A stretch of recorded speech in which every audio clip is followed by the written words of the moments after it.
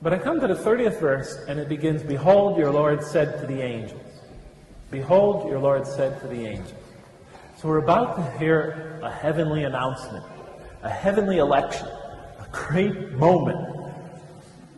So, this great election. "Behold, your Lord said to the angels, I'm going to put a vicegerent of mine on earth, a viceroy, an emissary, a representative of mine." This is a noble election. God is about to create man and assign him a noble role. I immediately said to myself, no, he obviously got the story all wrong. Man is not put on earth to fill some noble role. He's put on earth as a punishment. Because that's, in my religious tradition, the one of my birth, the one I abandoned, and I'm not putting it down, but that's the way the story is told.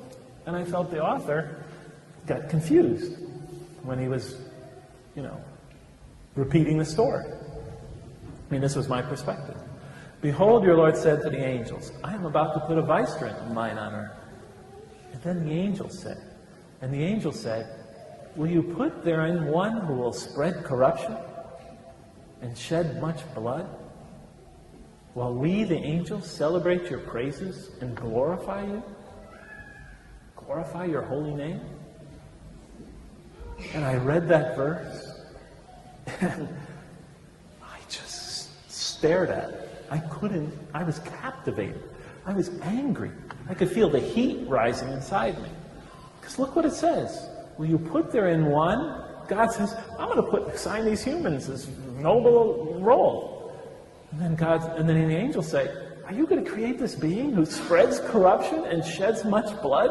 This most criminal, violent, destructive creature? And put him on earth in this role? When you could create us, as they plainly say, while we celebrate your praises and glorify you? How could you create this and assign him that role when we are clearly more deserving and more appropriate?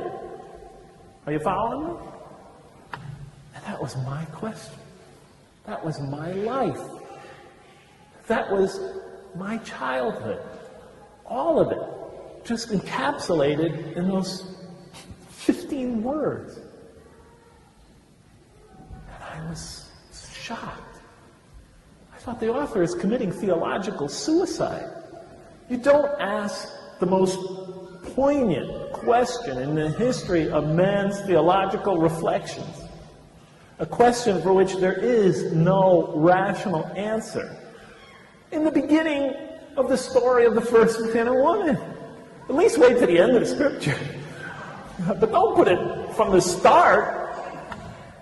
I had to find out how he answered the question. As disturbing as I thought the question was, how it brought back all my childhood, I had to find out. And so I was hooked. I wanted to see how the author answered that question. So I began reading through the Quran.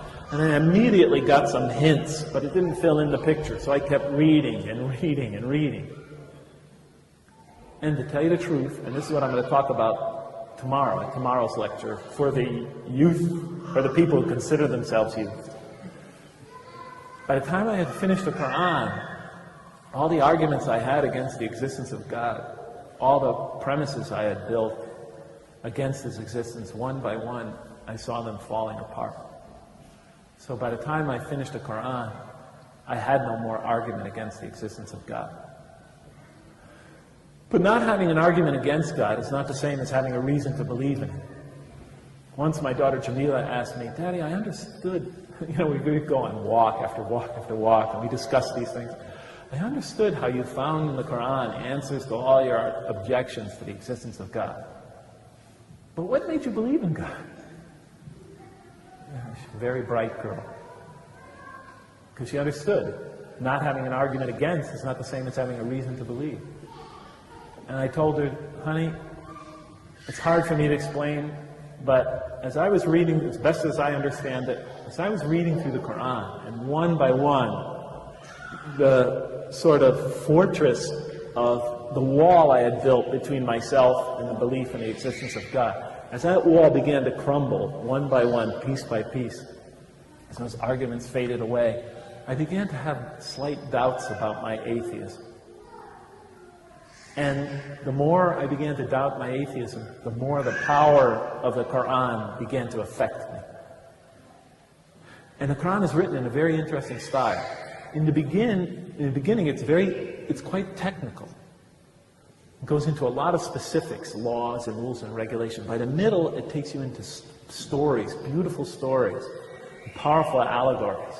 Towards the end, the emotions of the Quran picks up and it like reaches a crescendo and brings it all to this beautiful, powerful bursts of spirituality and eschatology, and it all comes together